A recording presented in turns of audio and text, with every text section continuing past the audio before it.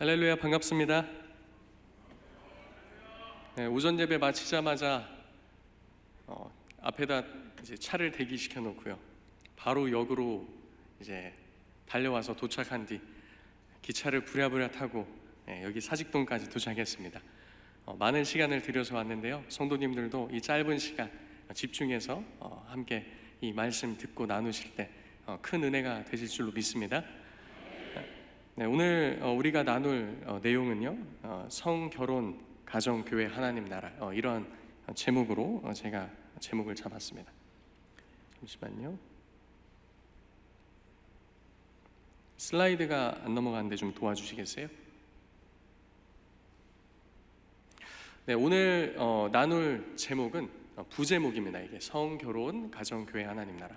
그래서 우리가 성하면은 성도님들은 어떻게 생각하실지 모르겠지만 성이라는 내용은 굉장히 큰 포괄적인 내용들을 담고 있고요. 특별히 이것이 하나님의 나라라는 것을 품고 있기 때문에 우리가 그 내용들을 이 시간 좀 살펴보고자 합니다. 제가 지금 현재 활동하고 있는 기관은요, 카도시 아카데미라는 기관인데요, 전국에 7개 지부가 있습니다. 7개 지부가 있고 현재 저희가 이와 같은 내용들로 전국을 돌아다니면서 강의를 하고 있고요. 작년에 저희가 교회뿐만 아니라 일반 학교에서도 강의를 합니다. 하루에 10곳에서 15곳 사이.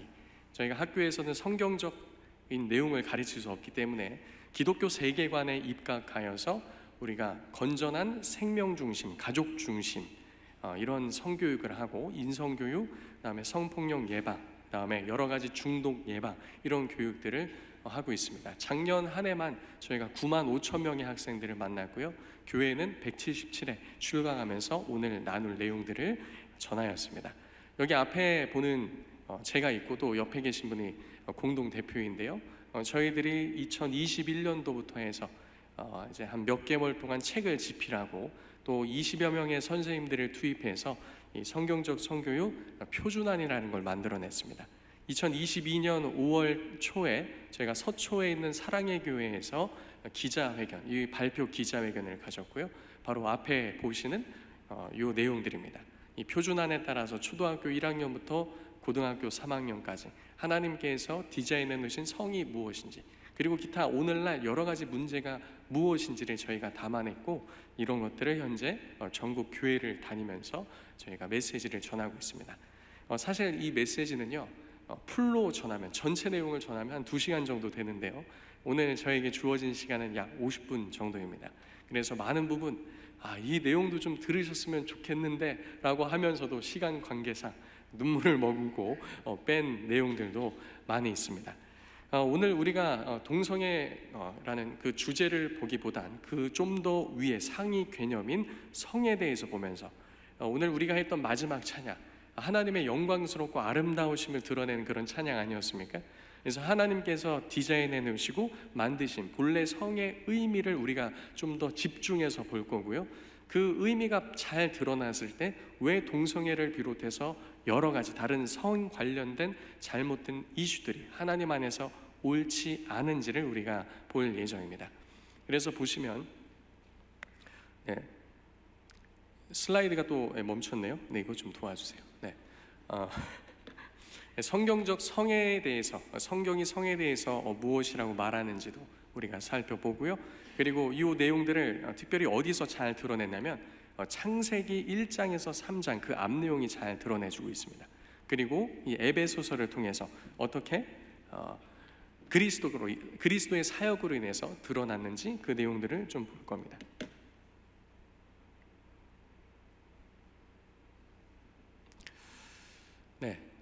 우리가 이런 방식으로 우리가 내용을 전개해 나가도록 하겠습니다.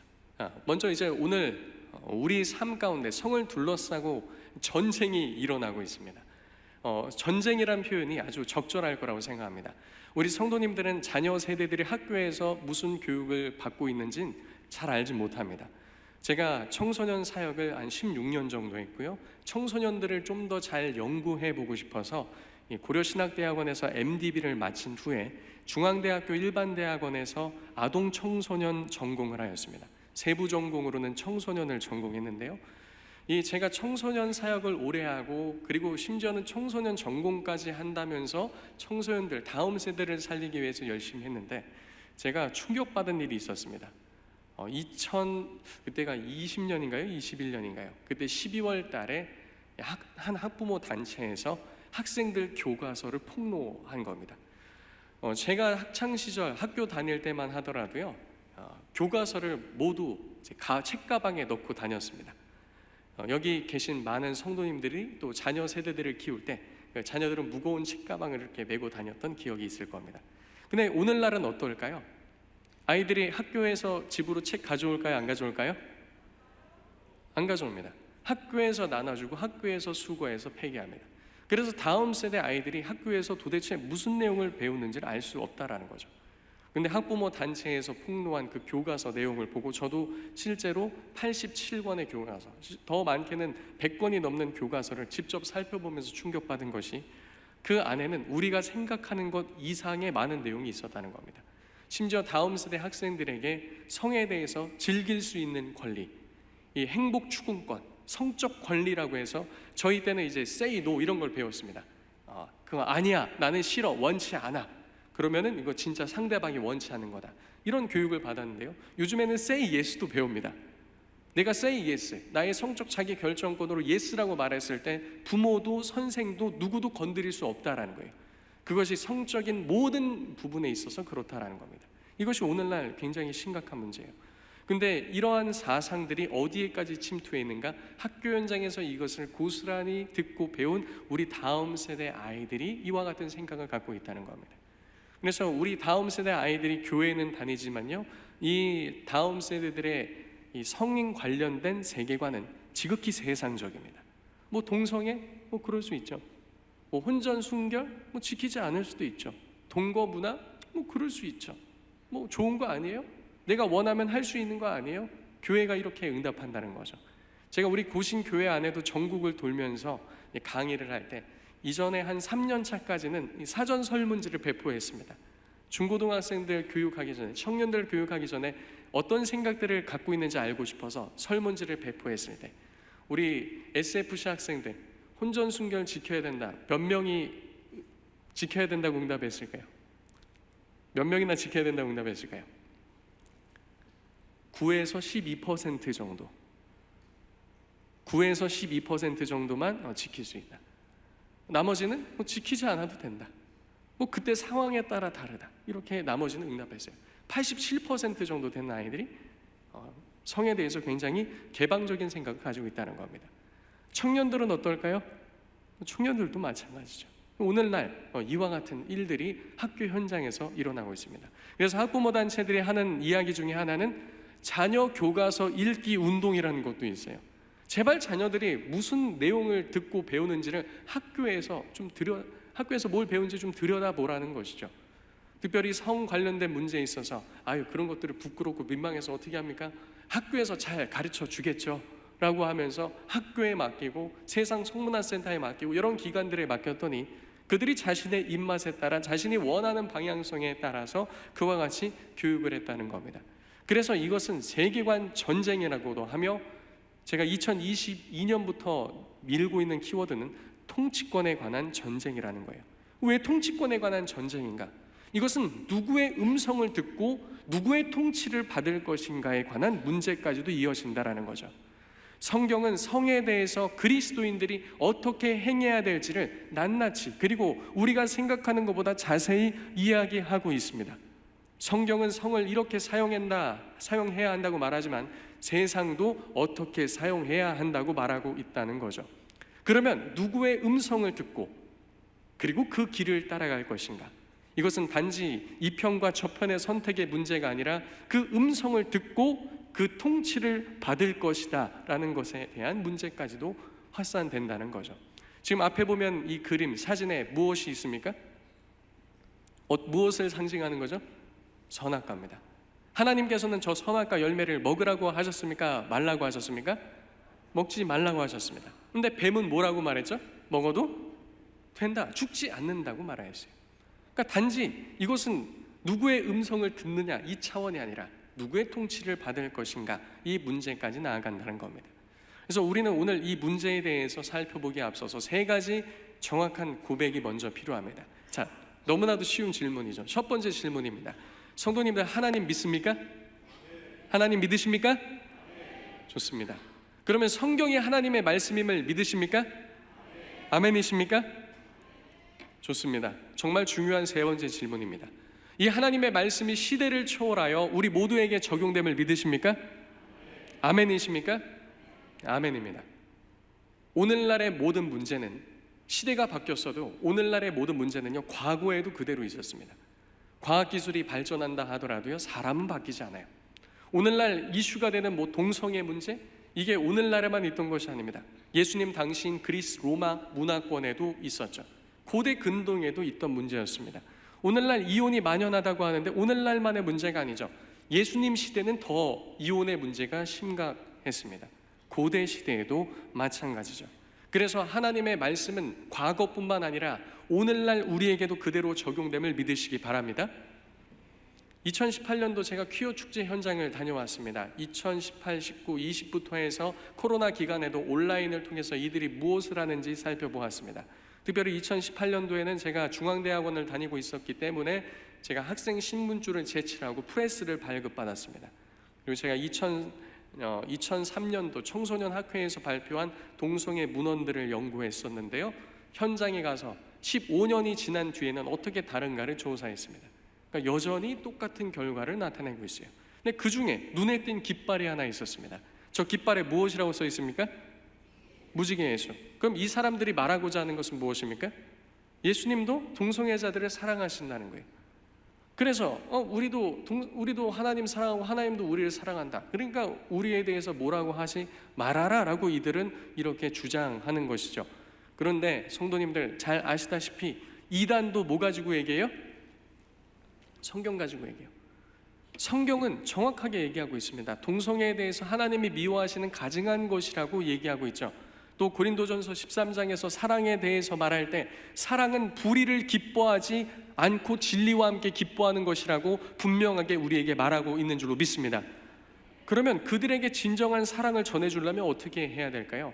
그들이 그 죄에서 벗어나서 하나님 앞에 회개한 주님의 자녀로 올 수 있도록 돕는 것이 우리가 해야 될 일인 줄로 믿습니다. 그저 그들에게 괜찮다, 뭐 그럴 수 있다, 하나님도 너희를 사랑하신다, 이렇게 말할 것이 아니라는 거죠. 그들이 진정 하나님의 진노로부터 건짐받고 하나님의 사랑받는 백성이 되기 위해선 그 죄에서 벗어나서 하나님께로 나아와야 한다라는 겁니다. 근데 이들은 여러 가지 용어적인 혼란 전술들을 사용하죠. 사랑이란 말도 사용하면서요. 제가 제2회 인천 퀴어 축제 현장에 갔을 때 이쪽은 동성애자들이 있고 이쪽은 기독교인들이 있었습니다. 기독교인들이 이들을 위해서 기도할 때 이들 중에 한 명이 나아가서 외칩니다. 사랑은 우리에게 있다. 하나님의 사랑이 우리에게 있다. 근데 그렇게 말했던 장본인이 제주도 살던 한 트랜스젠더였는데요, 몇 년 전에 자살을 했습니다. 그 공허함과 이와 같은 것을 이겨낼 수 없는 거죠. 하나님을 떠나서 다른 것을 찾기 위해 애를 쓰는, 그러나 그 어디에도 생명도 없고 사랑도 없음을 그들 스스로는 너무 잘 알고 있다는 거죠. 여기서 보면 한 피켓을 들고 있죠. 저 피켓에 보면 너희도 서로 사랑하라, 이런 문구가 적혀져 있습니다. 예수님의 십자가 위에는 육지개, 동성애자들이 7가지 무지개색의 하나를 뺀 이 육지개를 걸어놓고 여기 한 자매는 예수님을 상징하는 이런 코스프레를 하고 있습니다. 왜 이들은 여기서 이러고 있는 것일까요? 그들의 정체성, 내가 남자인지 여자인지 헷갈리기 때문에 여기 있는 겁니다. 누구도 제대로 된 것을 가르쳐주지 못했던 것이죠. 그리고 이들은 심지어 자신들의 이와 같은 노선을 정당화하기 위해서 퀴어 성서 주석이라는 것을 만들어냈습니다. 우리는 다양할수록 강하다, 퀴어 크리스찬스, 우리는 다양함으로 공존한다, 사랑이 이기네, 이렇게 하면서 이런 주석들을 써내죠. 이것이 맞는 겁니까? 틀린 겁니까? 틀린 거라는 걸 우리 모두 알고 있습니다. 뿐만 아니라 이 사람들은 퀸 제임스 바이블이라는 것도 만들어놨어요. 킹 제임스 바이블, KJV, 흠정력 성경이 아니라 이거 너무 가부장적이고 남성 중심적이다, 남성 우월적이다. 그래서 우리는 여성의 입장에서 써보겠다. 퀸 제임스 바이블. 그래서 하나님 어머니, 예수님도 여자. 맞습니까? 틀립니까? 틀립니다.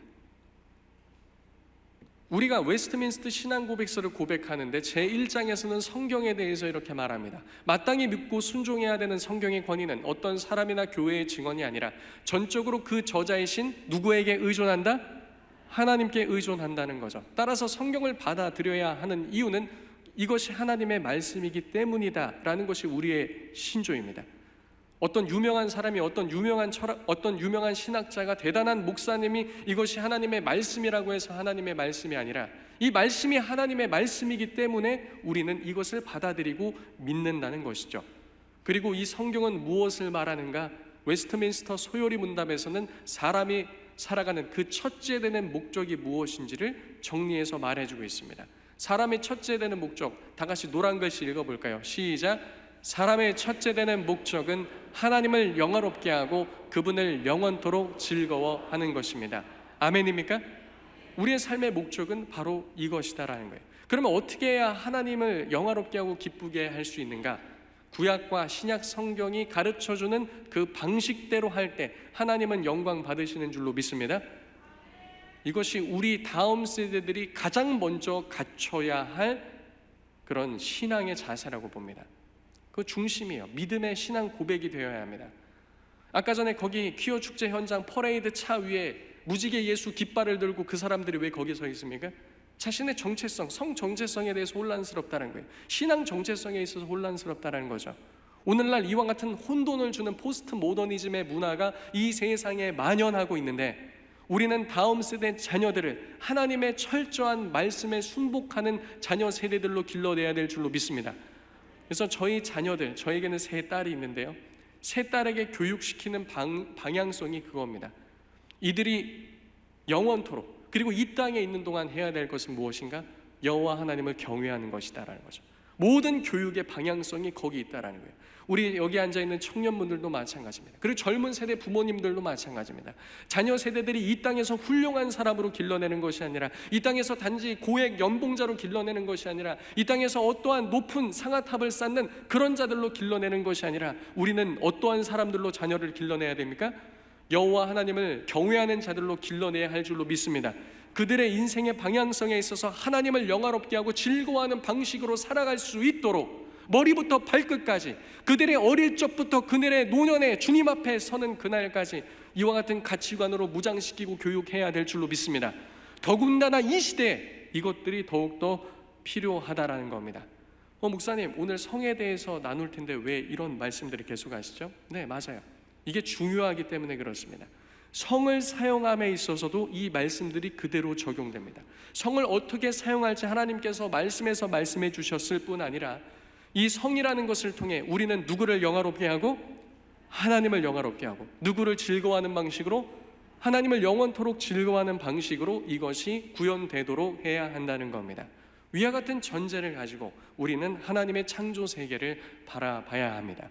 왜냐하면 성을 디자인해 놓으신 하나님의 의도가 바로 창조 세계 가운데, 특별히 창세기 1장에서 3장 타락 이전에 선명하게 나오기 때문이죠. 그래서 우리가 동성애를 비롯한 페미니즘의 문제, 비혼주의의 문제, 여러 가지 성 관련된 이혼 문제부터 해서 모든 문제들, 무엇이 잘못됐는지를 알고자 한다면 먼저는 무엇을 알아야 되죠? 하나님의 창조 의도를 알아야 한다는 겁니다. 성을 디자인해 놓으신 바 그 의미와 목적을 잘 알기 위해선 우리는 이것을 봐야 됩니다. 이것이 무엇일까요? 결혼입니다. 결혼. 많은 제가 강의를 갈 때, 청년 강의를 가든 청소년 강의를 가든 특별히 청년 강의할 때 많은 청년들이 물어봅니다. 목사님, 어떻게 해야 성경적으로 연애할 수 있죠? 그런데 질문이 좀 틀린 경우가 많아요. 먼저 청년들이 알아야 될 것은 연애가 아니라 무엇일까요? 결혼입니다. 왜냐하면 연애 또한 어디를 향해 가는 과정이기 때문이죠? 결혼을 향해 가는 과정이기 때문입니다. 그래서 우리는 고백해야 합니다. 창조시에 하나님께서 완전한 뜻 가운데 모든 것을 질서 있게 만드셨음을 우리는 고백하면서 우리는 오늘 말씀을 들어가야 합니다. 창세기 1장 31절에 하나님께서 지으신 모든 것을 보시니 보시기에 어떻다고 말씀하시죠? 심히 좋았다고 말씀하십니다. 여기서 좋았다라는 단어는 토브라는 단어입니다. 다른 말로 하면 선하다라는 거죠. 하나님께서 창조하신 모든 세계를 보시니 심히 선하였다는 거죠. 그래서 하나님께서 우리를 부르신 그 부르심을 알고 그 부르신 선한 뜻, 그 목적하신 바 뜻대로 살아가는 것이 바로 우리가 구현해내야 될 삶입니다. 우리가 요 앞에 내용들을 좀 볼 텐데요. 제 앞에 슬라이드에 나온 사진, 누구와 누구를 가리키는 걸까요? 두 형제가 나옵니다. 에서와 야곱입니다. 지금 뭐 하고 있죠? 팥죽 주거니 받거니 하고 있어요. 근데 지금 자기가 가진 게 무엇인지 모르고 내주고 자기가 원하는 것이 무엇인지 모르고 달라고 하는 이런 상황입니다. 딱 이 장면만 놓고 보면 에서나 야곱이나 그놈인 이런 상황이죠. 에서도 자기가 갖고 있는 장자권. 근데 한편으로는 에서 입장이 이해가 됩니다. 우리 성도님들, 자녀들이 만약 싸운다고 해요. 자녀 싸우는데 동생이 형한테 말합니다. 형, 내가 피자 치킨 시켜줄게. 형 동생 바꾸자. 그러면 형이 뭐라고 얘기할까요? 형이 뭐라고 얘기할까요? 빨리 시켜. 빨리 시켜. 일단 빨리 시켜. 자, 그렇게 해서 피자 치킨 먹으면 형 동생 바뀝니까? 안 바뀝니까? 안 바뀌죠. 에서도 그렇게 생각했던 것 같습니다. 야곱도 자기가 원하는 것이 그 장자의 축복이 장자권이 뭔지 모르고 그냥 구했던 걸로 보입니다. 하늘의 별과 같고 땅의 모래알과 같고 내 이름이 창대케 되고 너로 말미암아 많은 민족이 복을 받는 것. 근데 성도님들, 야곱이 이 장자의 축복을 받고 나니까 그가 이룰 수 있는 것이 있습니까? 없습니까? 없어요. 아무것도 없습니다. 아직 결혼도 안 했는데 무슨 하늘의 별이고 땅의 모래알이고 이름이 창대케 되고 무슨 민족이 그로부터 나옵니까? 아직 결혼도 안 했는데요. 막상 이와 같은 장자권을 받고 나니까 그 스스로 이룰 수 있는 것이 아무것도 없다는 것을 깨닫죠. 그리고 그 역시 본토 친척 아비집을 떠나 하란으로 갔다가 다시 돌아와야 될 여정에 오르게 됩니다. 그리고 그는 베델로 올라가게 되죠. 베델에 갔을 때 창세기 28장에 하나님께서 꿈 환상을 통해서 이 장면을 보여주시죠. 이 장면이 뭘까요? 사닥다리가 있고 천사들이 오르락내리락 하는 겁니다. 근데 원어로 보았을 때 사다리가 아니라 계단이죠. 천국 하늘 성전에 놓여져 있는 이 하늘 성전으로 올라가는 계단이 놓여 있습니다. 자, 그리고 거기서 가장 위에 계신 최종 권위자, 결정권자를 보게 됩니다. 그분이 누구십니까? 여호와 하나님이시죠. 그래서 또 본즉 여호와께서 그 위에 서서 이르시되 나는 여호와니 너희 조부 아브라함의 하나님이요 이삭의 하나님이라. 내가 누워있는 땅을 내가 너와 네 자손에게 주리라 라고 말씀하십니다. 장자권을 받고 났는데 자기 스스로 이룰 수 있는 것이 아무것도 없지만 그날 베델에서 본즉 가장 최종 결정권자가 누구이신 것을 발견하게 되죠? 여호와 하나님인 것을 발견하게 됩니다. 아브라함의 하나님, 이삭의 하나님. 그 땅도 누가 줄 수 있는 겁니까? 하나님이 주실 수 있는 거예요. 그리고 아직 그에게는 자손들도 없고 민족도 없지만 앞으로 이 땅을 너와 네 자손에게 주실 수 있는 그 바로 주권자가 하나님인 것을 하나님께서 깨닫게 하시죠. 그래서 여기서 야곱이 본 것은 하나님 나라입니다. 무엇이라고요? 하나님 나라. 이 나라라는 원어적인 뜻은요, 주권과 통치를 말합니다. 주권과 통치. 그리고 우리가 학창시절에 나라에 대해서 배워서 알고 있죠. 나라를 이루는 3요소가 있습니다. 무엇이죠? 주권과 국민과 영토입니다. 여기서 야곱은 3가지를 다 보게 되죠. 이 모든 결정권, 최종 주권자가 누구인 걸 보게 되죠? 하나님이신 걸 보게 됩니다. 그리고 하나님께서 이루실 그 국민들, 백성들, 그리고 그 약속의 땅, 그리고 이 약속의 땅은 성경에서 창세기 앞쪽에서는 에덴 동산, 구약 전체를 걸쳐서는 이 가나안 땅 전체가 구별된 성전으로서, 그리고 신약에 와서는 이 영토와 국민이 하나로 합쳐지죠. 하나님 나라입니다. 자, 그래서 지금 말씀드리고자 하는 건 이겁니다. 야곱이 이곳에서 앞으로 야곱에게 하나님께서 야곱을 통해 이루실 그 가족에 하나님께서 주권적으로 역사하시면서 앞으로 이루어 가실 그 하나님 나라, 하나님의 주권과 통치가 가정에 임하는 것을 하나님 말씀하시죠. 자, 그리고 야곱의 12아들이 나중에 무엇을 이룹니까? 민족을 이루죠. 이스라엘 백성. 신약에서는 교회라고 말합니다. 자, 그래서 가정과 백성, 교회, 하나님 나라는 무엇이다? 무엇이다? 하나라는 걸 말씀드리고 싶은 거예요. 가정, 교회, 하나님 나라는 하나라는 겁니다. 그래서 성경에서는 가정을 잘 세우는 것이 교회와 하나님 나라를 잘 세우는 기초라고 말하고 있는 것이죠. 그래서 교회에서 직분자를 세울 때, 목사, 장로, 집사를 세울 때 직분자 요건에 대해서 이렇게 말합니다. 다 같이 읽어보겠습니다. 시작. 자기 집을 잘 다스려 자녀들로 모든 공손함으로 복종하게 하는 자라야 할지며, 사람이 자기 집을 다스릴 줄 알지 못하면 어찌 하나님의 교회를 돌보리요? 라고 말합니다. 아니, 지금 교회 직분자 뽑는데 그의 무엇을 보겠다는 겁니까? 가정을 보겠다는 거예요. 그의 무엇을 본다고요? 가정을 보겠다. 그러면 왜 가정을 본다는 걸까요? 가정이 교회이기 때문에 그렇습니다. 2명, 3명, 4명, 5명, 6명 있는 그 가정도 다스리지 못하는 자가 어떻게 하나님의 교회를 다스리겠느냐라고 말하고 있는 것이죠. 그래서 우리는 기도할 때 무엇을 기도합니까? 하나님 나라가 임하게 하옵소서라고 기도합니다. 성도님들, 하나님 나라가 무엇이라고요? 하나님의 주권과 통치, 그리고 하나님의 주권과 통치를 받는 백성이 있는 곳, 이것이 바로 하나님의 나라인 줄로 믿습니다. 그래서 우리는 기도할 때 그와 같이 교회에서 모여서 기도해요. 그런데 먼저 이 하나님의 나라가 어디에 임하고 있어야 된다는 겁니까? 가정에 임하고 있어야 된다는 겁니다. 사랑하는 성도님들, 질문하겠습니다. 성도님들 가정 가운데 하나님 나라가 임하고 계십니까? 하나님 나라를 보고 계십니까? 아멘입니까? 이것을 어린 자녀 세대들부터 해가지고 하나님 나라가 무엇인지 설명하지 않는다 할지라도, 자녀 세대들은 가정에서 자라면서 무엇을 보게 하나님께서 만드셨어요? 하나님 나라. 하나님 나라가 무엇인지를 알 수 있도록 하나님은 설계하셨다는 겁니다. 근데 안타깝게도 오늘날 이와 같은 질문을 했을 때 아멘이라고 신나서 대답하는 그와 같은 가정도 있는 반면에, 이 대답에 있어서 머뭇거리는 가정들도 적지 않게 찾아볼 수 있다는 겁니다. 어떤 면에 있어서 우린 더 어려운 것들을 구하고 있습니다.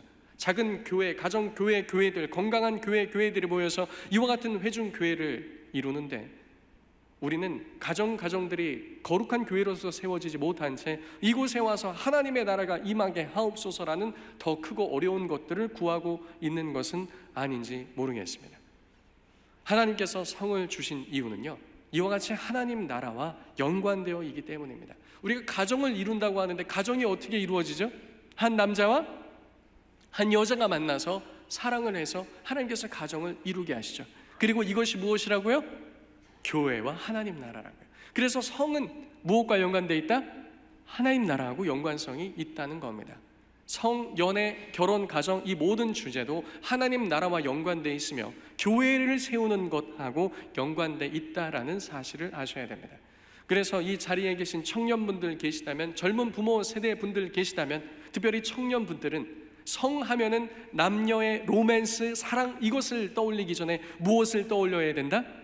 교회와 하나님 나라를 세우는 것을 떠올려야 한다는 것이죠. 하나님께서는 이처럼 디자인해 놓으신 성의 의미와 의도를 인위적으로 왜곡한다면 그럼 어떤 문제가 일어나게 될까요? 이것은 하나님의 나라를 의도적으로 왜곡하고 대적하는 문제까지 이어진다는 겁니다. 그냥 성에 대해서 이렇게 생각할 수도 있고 저렇게 생각할 수도 있고 세상은 그냥 그렇게 말한다라고 우리는 방관할 것이 아니라, 이것은 하나님 나라를 의도적으로 대적하고 왜곡하는 데까지 나아간다는 인식이 있어야 하죠. 하나님께서는 한 남자와 여자를 통해서 결혼 제도를 만드시고 이들을 통해서 교회와 가정, 하나님 나라를 이루시길 원하는데, 개인은 어떻습니까? 남자와 여자가 아니라 남자, 여자 이렇게도 가정을 이룰 수 있다, 교회를 이룰 수 있다, 이렇게 말한다는 것이죠.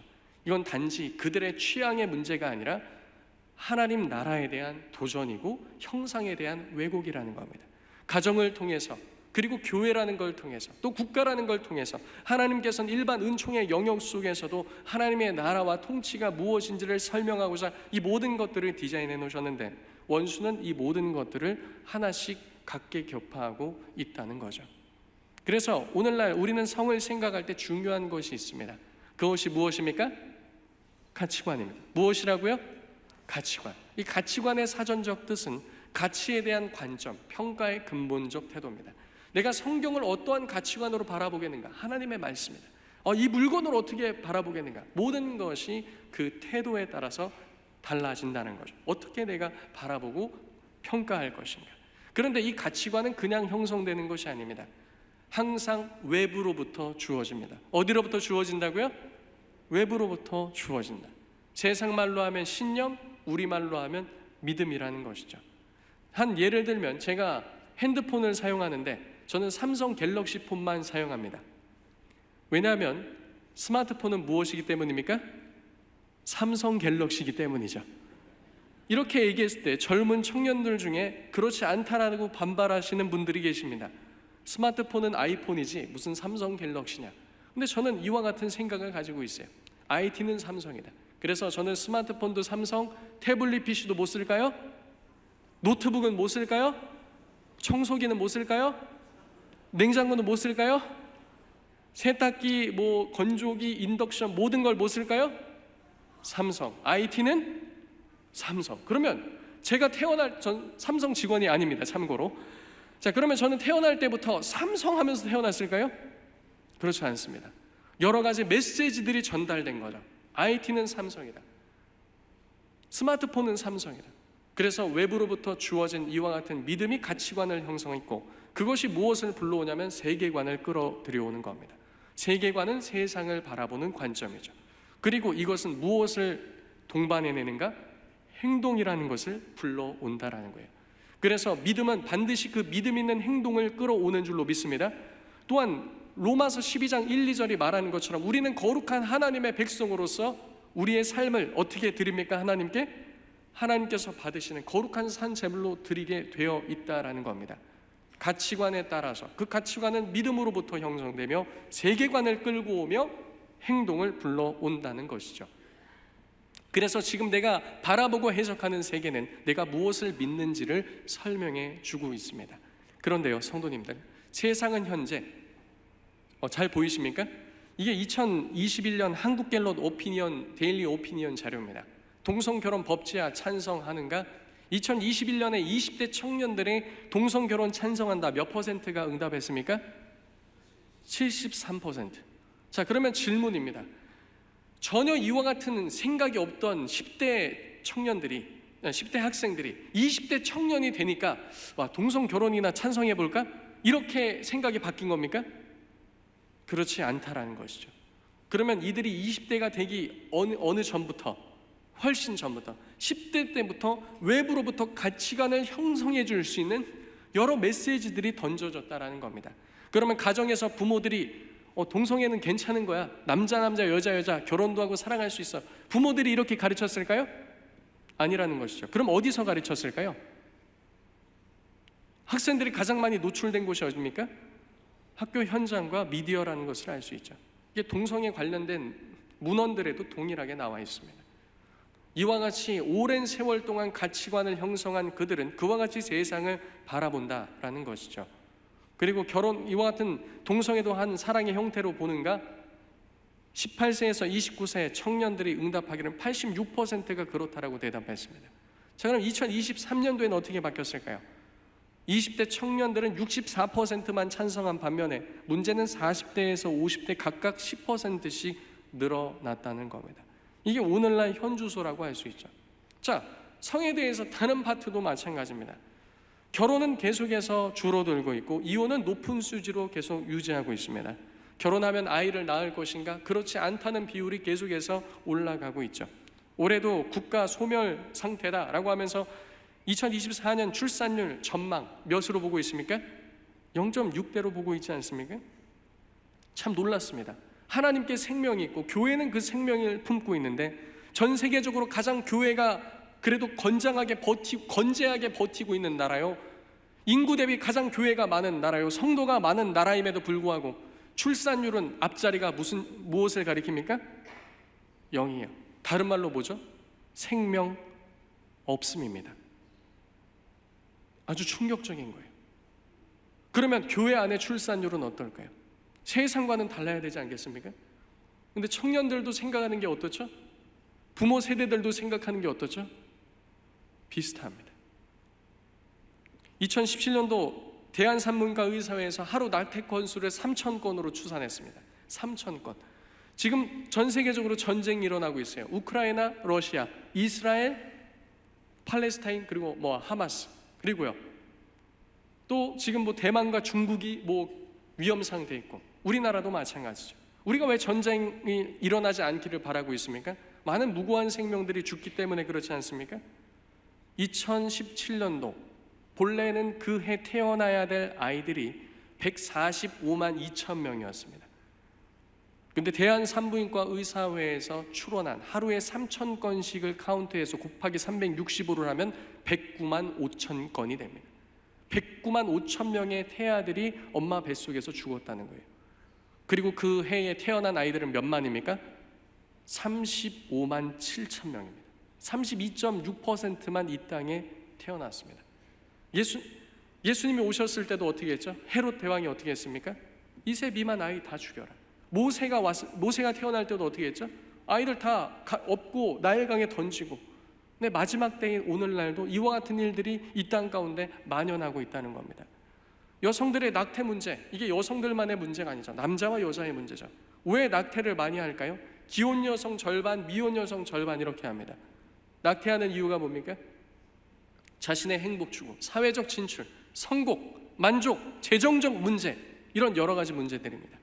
고대에서도 인신제사가 있었어요. 몰렉 신에게, 그모스 신에게, 밀곰 신에게, 그와 같이 가나안 사람들이, 민족들이 그 우상들에게 아이들을 불 가운데로 지나게 하며 태워 죽이며 굶겨 죽이면서 인신제사를 하는데, 이유가 무엇이었는가? 전쟁에서의 승리, 번영, 풍요, 개인의 만족, 이와 같은 것들로 인해서 아이들을 그 가나안 신들에게 드렸다는 겁니다.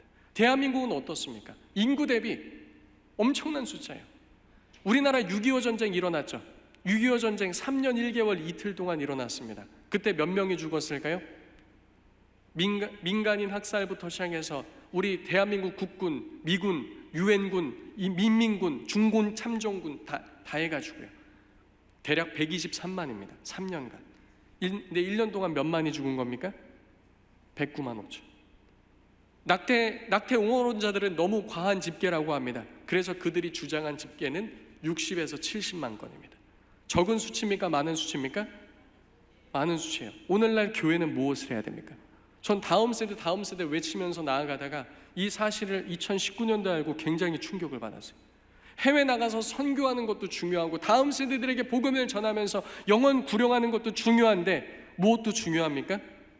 죽어가는 태아들에 대해서 누가 하나님 앞에서 세상을 향해 대변할 수 있겠느냐라는 거예요. 오늘날 이 문제도 교회들이 심각하게 안고 가져가야 될 줄로 믿습니다. 이와 같은 여러 가지 문제들로 지금 하나님 나라를 이 원수가 공격을 하고 있다는 거죠. 우리는 이것을 효과적으로 방어하고 회복하기 위해서는 본래 하나님께서 말씀하신 그 의도를 회복하는 그 방향성 속에서 우리는 회복해야 될 줄로 믿습니다. 그럼 어떻게 회복할 것인가? 우리 창세기 1장 26에서 28절에 보면 하나님께서 사람을 창조할 때 어떻게 창조하셨다고 했습니까? 하나님의 형상을 따라 창조했다고 했습니다. 이것을 원어로 보면 두 가지를 강조합니다. 첫 번째는 하나님의 형상을 강조합니다. 무엇을 강조한다고요? 하나님의 형상. 두 번째는 남자와 여자를 강조합니다. 무엇을 강조한다고요? 남자와 여자.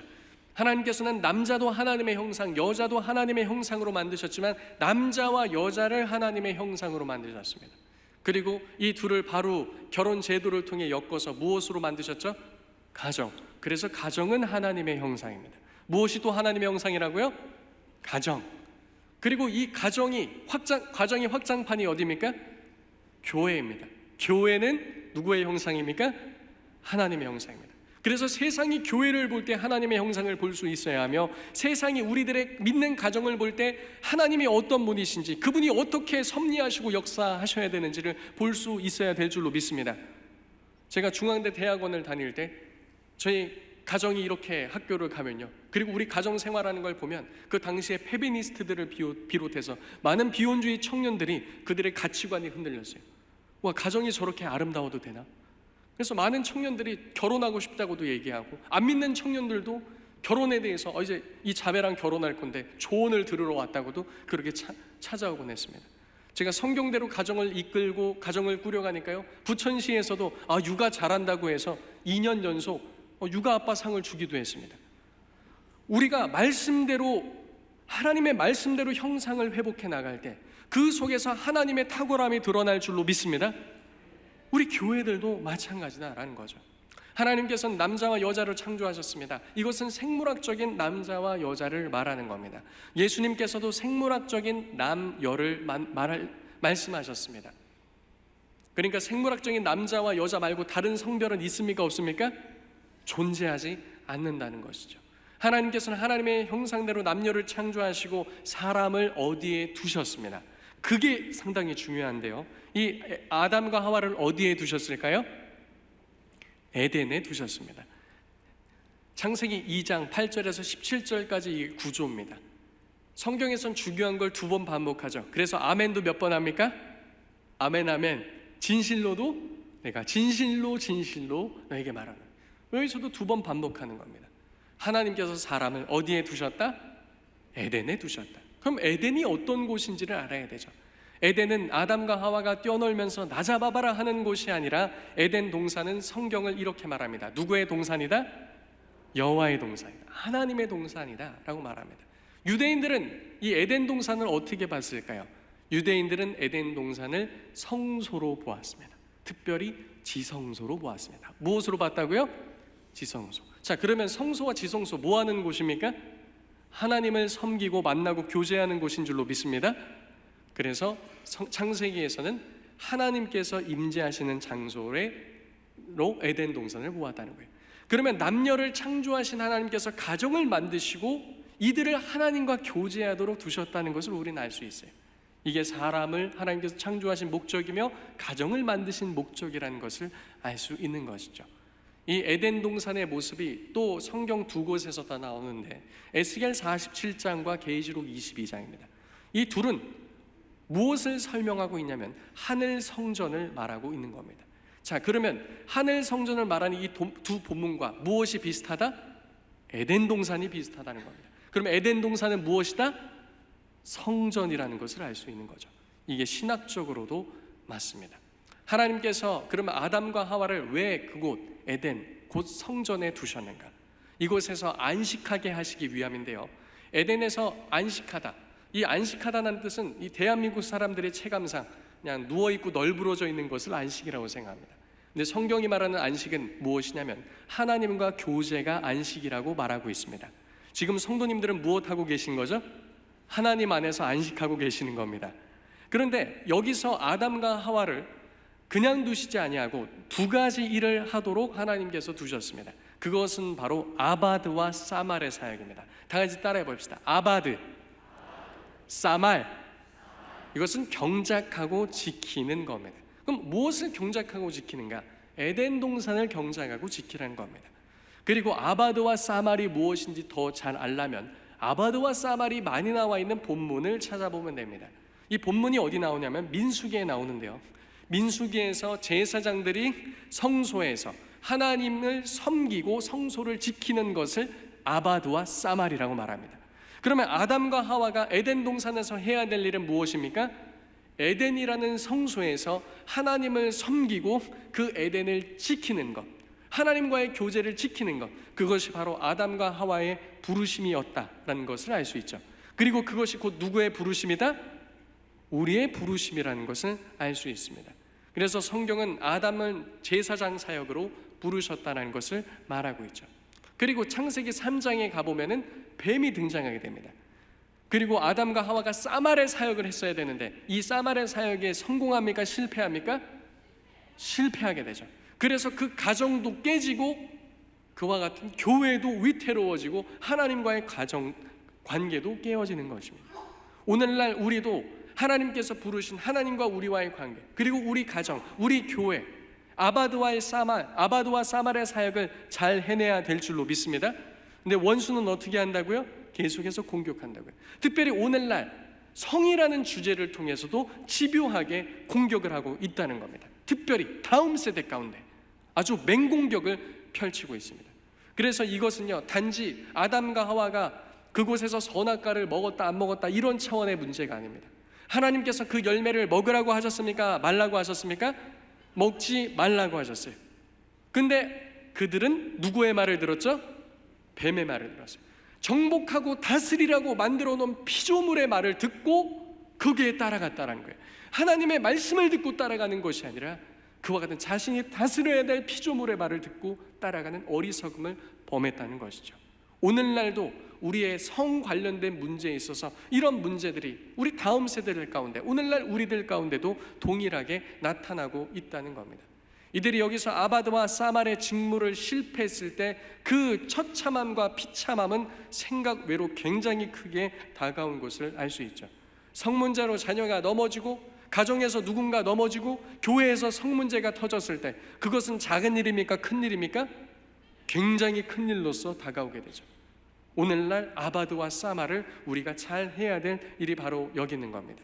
하나님께서는 우리 모두에게 성을 주셔서 가정을 이루게 하시고 교회를 이루게 하시고, 그리고 우리로 가정에서 무엇을 하게 하셨습니까? 하나님을 예배하는 대리통치자, 하나님의 형상, 형상이라는 뜻이 대리통치자라는 뜻도 있습니다. 하나님을 형상 회복한 왕같은 제사장으로서 하나님께서 우리를 부르신 줄로 믿습니다. 또 우리가 하나님의 말씀대로 살아가는 이 자체가 선지자적인 사역이에요. 그래서 왕, 제사장, 선지자의 사역을 우리 개인과 가정과 교회와 이 세상 가운데 나타내도록 하나님께서는 우리를 부르셨다라는 겁니다. 그래서 이것이 왜 세계관 전쟁이며 통치권에 관한 전쟁이라는지 조금 이해가 가십니까? 단지 성문제가 아니라는 거예요. 통치권에 관련된 전쟁이다. 개인, 가정, 교회가 성이라는 영역에서 하나님의 뜻인가 사람의 뜻인가, 하나님의 생각인가 나의 생각인가, 이 문제를 놓고 지금 우리 다음 세대들로 알고 괜찮아, 먹어도 돼, 안 죽어, 다 그렇게 하잖아 라면서 도전을 한다는 것이죠. 그래서 우리들의 1차 사역지는요, 에덴을 회복하라고 부르신 가정과 교회입니다. 자녀 세대들을 우리가 말씀 안에서 잘 양육하고 그들을 하나님을 경외한 자로 세워갔을 때 우리는 그들을 하나님의 거룩한 백성으로서 잘 세워갈 뿐만 아니라 가정과 그들의 신앙, 그들의 이와 같은 성문제를 비롯한 모든 것들을 하나님 뜻 가운데 가게 할 수 있도록 인도하는 자가 될 줄로 믿습니다. 교회에 있어서도 마찬가지예요. 근데 오늘날 문제는요, 사탄은 하나님을 대적하는 방식에 그냥 이와 같이 거짓말과 미혹으로서만 대적하는 것이 아니라 법과 통치의 문제로도 밀고 들어온다는 겁니다. 오늘날 생활 동반자법이라는 것을 통해서 동성 결혼을 합법화하려는 이 발판들을 마련하려고 하고요. 그리고 얼마 전에 동성끼리 같이 사는 그 동성 동거인 건강보험 피부양자 이 지금 소송이 대법원까지 올라와 있습니다. 이것에서 지금 이 결과는 나왔는데 아직 대법원에서 발표 안 했어요. 동성가족 피부양자 건강보험 인정해줘야 된다 하면 대한민국 큰일 납니다. 줄 소송이 이어질 겁니다. 야, 그러면 왜 그것만 해주냐? 동거인도 똑같은 결혼에 대한 사실 동거인 이것도 해달라, 저것도 해달라, 이것도 해달라, 온갖 줄 소송이 이루어질 그런 문제가 지금 대한민국 국면 앞에 있습니다. 차별금지법 제정하라. 그러니까 교회 안에서도 교회 말씀의 통치가 아니라 야, 이거 봤지, 세상 법이니까 동성애 잘못됐다고 얘기하지 말고 교회도 세상의 통치를 받으라는 거죠. 이런 일들, 그리고 낙태죄 관련돼서, 그리고 간통죄도 폐지되면서 그런 문제들에 대해서, 그리고 얼마 전에는요, 극동방송이 기독교 방송이잖아요, 그죠? 그러면 차별금지법 문제 관련돼서, 동성애 문제에 관련돼서 찬반 토론을 할 수가 없어요. 기독교 방송이니까. 우리는 어떤 관점에서 해야 됩니까? 이것이 왜 잘못됐는지, 왜 하나님께서 동성애를 나쁘다고 말씀하시는지, 이런 관점에서 말해야 하는 것이죠. 그래서 극동방송에서는 이 긴급 프로그램을 만들어가지고 차별금지법 그 문제에 대한 그런 프로를 방영했습니다. 그랬더니 방통위에서 이거를 문제 삼아서 이 극동방송을 제지하려고 한 것이죠. 1, 2심 패소했습니다. 그리고 6월 27일, 불과 지난주 목요일이죠, 대법원에서는 어떤 판결을 냈는가? 심리불속행으로 기각을 했습니다. 극동방송이 패소한 겁니다. 동성애에 대해서 함부로 말하지 말라는 거예요, 교회. 아직 대한민국 차별금지법도 통과 안 된 나라인데, 심지어 미국에선 종교의 자유로 인해서 교회는 보호받거든요. 대한민국 지금 이런 일들이 일어나고 있는 겁니다. 아직 극동방송은 이 사실을 아는지 모르는지 모르겠어요. 이것도 직접 모니터링 하시는 변호사님이 그거 해가지고 6월 27일 한 거거든요. 아마 이번 주간에는 극동방송도 알게 될 겁니다. 우리는 이 일들에 대해서 어떻게 대항해야 하는가? 먼저 우리가 할 수 있는 것을 해야 됩니다. 그것은 직분의 회복입니다. 바로 가정과 교회 안에서 우리의 직분을 회복하는 것이죠. 특별히 하나님께서 아담과 하와를 부르셔서 어떻게 했습니까? 생육하고 번성하는, 정복하고 다스리는 사역을 하라 하셨죠. 이거는 어느 한 편만 있어서 되는 것이 아니라 누구와 누가 있어야 되죠? 아담과 하와 모두가 있어야 됩니다. 하나님의 대리인으로서 피조 세계를 다스리는 것, 하나님을 예배하고 섬기는 것을 돕는 것, 에덴 동산의 사역을 지키고 함께 그 사역들을 해나가는 것, 이것은 아담과 하와가 함께 해야 될 사역이었습니다. 그리고 지금은 시간 관계상 다 말씀드릴 수 없지만 이 모든 그림은 그리스도와 교회의 사역을 말해주고 있는 겁니다. 그리스도께서는 홀로 모든 것을 하실 수도 있지만 누구와 함께 하시겠다는 겁니까? 그의 교회를 통해서, 그의 교회와 함께 하시겠다는 거죠. 그래서 웨스트민스터 신앙고백서 제24장에 보면 결혼에 대해서 이렇게 말합니다. 이게 1600년도 중반에 만들어진 문서인데요, 이렇게 말합니다. 다 같이 읽어볼까요? 시작. 결혼은 남편과 아내가 서로 돕도록 제정되었다. 또한 합법적인 자손들을 통하여 인류가 번성하고 경건한 자녀를 통하여 교회가 번성하고 부정을 막기 위하여 제정된 것이다. 그러니까 남녀가 결혼해서 출산하는 것이 무엇과도 연관되어 있습니까? 교회의 부흥과도 연관되어 있다는 거예요. 이게 믿음의 선배들의 고백입니다. 그리고 우리나라 최고의 생명윤리학자요 전 청신대 조직신학 교수인 이상원 교수님은 이렇게 말하죠.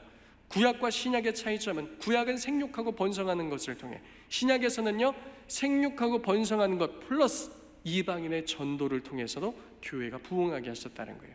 그럼 오늘날 교회 안에서는 무슨 사역이 계속해서 진행되어야 합니까? 생육하고 번성하는 이 사역이 계속해서 진행되어야 하는 것이죠. 근데 오늘날 교회 안에서의 출산율도 저조하며 청년들과 젊은 세대들의 생각도 자녀 출산하고 결혼하는 걸 다 무엇으로 카운트해요? 무엇으로 카운트하죠? 돈으로 카운트해요. 왜 결혼 왜 안 하십니까? 왜 늦게 하십니까? 다 뭘 얘기합니까? 돈. 저는 청년들 중에 이렇게 말하는 청년들을 아직 본 바가 없습니다. 목사님, 제가 20대를 불태우며 그리스도를 위해서 헌신하기 위해서 제가 결혼을 미루고 있습니다. 좀 이런 얘기를 듣고 싶은데 아직은 없어요. 다 무엇 때문에? 돈. 자녀 낳고 키우는 문제도, 자녀 한 명당 얼마가 든다더라 다 주파 튕긴 다음에 그렇게 계산을 합니다. 성도님들, 하나님은 어디에 개입하셔야 됩니까? 하나님은 어느 지점쯤 역사하셔야 됩니까? 돈이 우리를 다스리고 주관합니까? 하나님이 우리를 다스리고 주관합니까? 전자입니까? 후자입니까? 하나님이 우리를 주관하고 다스리시는 줄로 믿습니다. 근데 삶에서는요. 그래서 예수님께서는요 하나님과 재물을 겸하여 섬길 수 없다고 말씀하신 겁니다. 돈도 전지전능한 것처럼 보이거든요. 하나님께 기도하면 응답이 안 오는 것 같기도 하고 늦는 것 같기도 하지만 돈 갖다는 다 어떻게 해요? 그냥 해버리잖아요. 이런 오늘날의 문제들이 여전히 많다라는 겁니다. 가정의 문제들도 마찬가지죠. 우리 이 부분만 좀 보고 마칠 텐데요, 성경에서 그리스도를 통해서 하나님께서 회복하시면서 완성하시고자 하는 모습이 나타납니다. 에베소서 5장 21절에서 33절까지의 말씀인데 처음 말씀은 이렇습니다. 줄친 부분만 읽어보겠습니다. 시작. 그리스도를 경외함으로 피차 복종하라는 거죠. 남편도 누구에게 복종해야 됩니까? 아내에게. 아내도 누구에게 복종해야 됩니까? 남편에게. 누구를 경외하기 때문에요? 그리스도를 경외하기 때문에. 남편이 잘해서가, 아내가 잘해서가 아닙니다. 누구를 경외하기 때문에? 그리스도를 경외하기 때문에. 첫 번째로는 하나님이 나의 증인이시오, 두 번째로 남편과 아내가 나의 증인이요, 세 번째는 자녀들이 우리의 증인이라는 거예요. 하나님을, 그리스도를 경외하는 표. 그래서 미국의 유명한 설교자여 주석가인 존 메가더 목사님과 존 파이퍼 목사님, 한 번쯤 들어보신 이름일 겁니다. 이분들은 이렇게 얘기했습니다. 아무도 없을 때 남편이 아내를 어떻게 대하는가가 그가 그리스도를 어떻게 대하는지를 보여주는 거다. 아무도 없을 때 아내가 남편을 어떻게 대하는가가 그가 그리스도를 어떻게 대하는지를 보여주는 것이다. 그러니까 우리는 그리스도를 경외함으로 가정을 어떻게 해야 돼요? 이와 같이 일궈내야 한다는 겁니다. 이 안에서 복음으로서 살아내야 한다는 거죠. 자, 그리고 다음 말씀은 이 말씀이 나옵니다. 우리 노란 글씨만 읽어보겠습니다. 노란 말씀 시작. 아내들이여 자기 남편에게 복종하기를 주께 하듯 하라. 이는 남편이 아내의 머리됨이 그리스도께서 교회의 머리됨과 같음이니. 아멘입니까? 아멘입니다. 근데 오늘날 많은 젊은 사람들은 이 말씀을 대할 때 반발심을 갖기도 하죠. 근데 아닙니다. 우리가 처음에 고백했죠. 하나님의 말씀은 과거나 오늘날이나 여전히 동일하게 적용된다는 겁니다. 그럼 왜 이런 말씀을 주신 걸까요? 가정이 교회이기 때문에 그렇습니다. 교회의 머리는 누구십니까? 그리스도세요. 그리고 그 가정 안에서도 하나님은 머리를 누구로 삼으셨습니까? 남편을 머리로 삼았죠. 왜 그렇습니까? 그리스도와 교회의 관계를 설명하시기 위함입니다. 그래서 남편이 가정 안에서 그리스도의 사역을 감당해야 하기 때문에 가정은 가정 안에서 남편이 아내의 머리됨이 그리스도께서 교회의 머리됨과 같으니 남편이 잘하고 못하고가 아니라 이 말씀에 누구는 순종해야 된다? 아내는 순종해야 한다는 거예요. 그리스도를 경외함으로. 그런데 이것을 원어로 보면요, 복종이란 뜻은요, 충성, 이복종이 아닙니다. 자발적 순종입니다. 그리고 성경에서 말하는 웬만한 순종은 어떤 순종인가? 충성, 이 복종을 말하는 거예요. 근데 왜 한국말 성경에선 이렇게 해석해 놓는지, 이렇게 해놨는지 잘 알 수 없지만 여기서 말하는 복종하라는 것은 2인칭 직설법으로 말합니다. 아내들이여 직설적으로 사도 바울이 내가 말하는데 남편에게 자발적으로 순종하십시오. 왜냐하면 남편이 아내의 머리됨이 그리스도께서 교회의 머리됨과 같음입니다. 그래서 성도님들, 모든 아내 성도님들, 모든 여성들을 가정에서 부르셨을 때 하나님은 처음부터 무엇을 설계하셨는가? 일평생 그의 인생을 통해 교회의 순종이 무엇인지 설명되도록 설계하셨다는 겁니다. 그럼 우리는 가정 안에서 무슨 직분을 잘 감당하면 됩니까? 어떻게 아바드와 사말의 사역을 잘 감당하면 되죠? 아내분들은 참 교회의 모습을 잘 드러내면 된다는 거예요. 자, 그러므로 교회가 그리스도에게 하듯 아내들도 범사에 자기 남편에게 복종할지니라. 이것을 헬라어 사전, 이 정도 된 렉시콘 사전을 찾아보니까 이렇게 말합니다. 우리 가로 열기 노란 글씨 다 같이 읽어봅시다. 시작. 남편의 사랑에 매료되어 자발적으로 순종한다. 누구에게 책임이 있는 거죠? 남편에게. 남편이 그리스도와 같은 사랑으로 아내를 매료시켜서 그 사랑을 받아내라는 거예요. 성도님들, 우리가 예수님을 사랑하고 찬양하고 고백하고 섬길 때 어떻게 섬깁니까? 지옥 갈까봐, 무서워서 심판받을까봐 어쩔 수 없이 억지로 섬기는 겁니까? 아니에요. 그분을 사랑해서, 그분의 사랑에 매료돼서 우리는 섬기고 있는 줄로 믿습니다. 이와 같이 남편들은 아내를 사랑해서 그 고백을 받아내라는 겁니다. 이 고백이 정확히 또 어디에 나오냐면 아가서에서 나오죠. 술람미 여인이 솔로몬에 대해서 이같이 고백하지 않습니까? 자, 그리고 이제는 남편들에 대한 겁니다. 우리 모든 남자 성도님들 노란 말씀 읽어봅시다. 시작. 남편들아, 아내 사랑하기를 그리스도께서 교회를 사랑하시고 그 교회를 위하여 자신을 주심같이 하라 라고 말씀하고 계시죠. 아내들에게는 자발적으로 하라고 하지만 남편은 어떻게 하라? 죽기까지 하라는 겁니다. 그리고 이것을 원어로 봤을 때 뭐라고 말하냐면 아내를 사랑해라. 아가파테 타스 귀나이카스 이렇게 말합니다. 아가페는 뭐죠? 하나님의 사랑이죠. 신적인 사랑이에요. 그런데 아내들에게는 2인칭 직설법을 사용해서 자발적으로 순종하랬는데 남편 성도님들 두 눈 크게 뜨고 보십시오. 이것은 무엇으로 쓰였습니까? 명령형입니다. 아내가 연약한 모습을 보이고 이상한 모습을 보이고 불순종하거나 대항하거나 어떤 모습을 보여도 남편은 무조건 아내를 어떻게 하라? 사랑하라는 거예요. 무조건 어떻게 하라고요? 사랑하라는 겁니다. 창세기 3장 16절에 보면 하와가 아담을 대항하는 내용이 나옵니다. 그가 남편을 사모하나 남편을 원하나, 그 원한다는 건 남편 사랑의 이 뜻이 아닙니다. 남편 머리 위에서 그를 움켜쥐겠다는 뜻이에요. 이것이 누구에게 원래 향했던 겁니까? 하나님을 향해서 나타났던 대항이 아담에게 표출을 낸 거죠. 그때 하나님은 말씀하시죠. 너는 남편을 원하나 남편은 너를 다스릴 것이다. 그리스도와 교회와의 관계를 말하고 있기 때문입니다. 하나님께서는 그냥 하신 것이 아니에요. 자기가 그냥 명령만 하신 것이 아니라 원래 아담과 하와가 쫓겨날 때 원래는 쫓겨나고 이런 기회조차 없고 그 열매를 먹으면 어떻게 된다고 했습니까? 죽는다고 그랬어요. 근데 하나님께서는 대신 용서하시고 이들을 살리신 줄로 믿습니다. 그리고 이 모습을 누구도 보이셨어요? 예수님께서도. 여기 모여있는 제자들, 끝까지 예수님과 함께할 제자들입니까? 아니면 도망칠 제자들입니까? 도망치고 저주할 제자들입니다. 근데 이들에게 어떻게 하셨습니까? 내 몸이니 받아 먹어라. 너희의 죄를 사하기 위한 내 언약의 피니 마셔라. 그리고 이들의 무엇까지 씻겨주셨죠? 발까지 씻겨주셨어요. 이 현장에서 3번이나 부인하고 저주하고 도망갔던 베드로, 예수님께서는 그를 찾아와서 3번이나 무엇이라고 말씀하시죠? 내가 나를 사랑하는, 이렇게 사랑하라는 거예요. 그래서 베드로는 이와 같은 말씀도 씁니다. 남편들아, 이와 같이 지식을 따라 너희 아내와 동거하고 그를 더 연약한 그리시오 또 생명의 은혜를 함께 이어받을 자로 알아 귀히 여기라. 이는 너희 기도가 막히지 아니하게 하려 함이라. 예수님께서 베드로가 넘어질 것을 아시고 네가 돌이키거든 형제를 굳게 하라라고도 말씀하시지 않았습니까? 우리가 연약함을 알고 그리스도께서는 우리를 이와 같이 사랑하신 줄로 믿습니다. 가정 안에서 남편들도 어떻게 하라는 것이죠? 아내를 이와 같이 사랑하라는 겁니다. 그리고 밑에 나오는 말씀이 물로 씻어 말씀으로 거룩해 하게 하사 하나님 앞에 영광스러운 교회를 세우는 것, 그리스도의 사역인데 가정 안에서 누가 해야 될 사역입니까? 남편들이 해야 될 사역입니다. 남편들은 그저 돈 벌어다 주는 사람이 아니라 가정 안에서 아내와 자녀들을 말씀으로 씻어 거룩한 교회로 세워야 하는 제사장적인 직무를 받은 줄로 믿습니다. 이 직무를 이행하라는 겁니다. 그리고 남편과 아내에 대해서 쭉 말한 사도 바울이 나중에 이렇게 말합니다. 다 같이 말씀 읽어봅시다. 시작.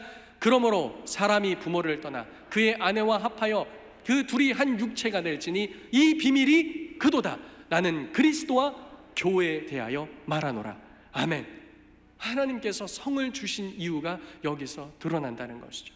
하나님께서는 하나님의 형상대로 남녀를 만드시고 결혼을 제정하셨으며 연합을 통해서 누구와의 관계? 하나님과 우리와의 관계, 또 누구와의 관계? 그리스도와 교회의 관계가 무엇인지를 부부간의 그와 같은 사역을 통해 깨달아 알게 하시도록 무엇을 주셨다? 가정을 주셨다. 그래서 어릴 적부터 아이들은 가정에서 태어나서 우리 모두는 가정에서 죽습니다.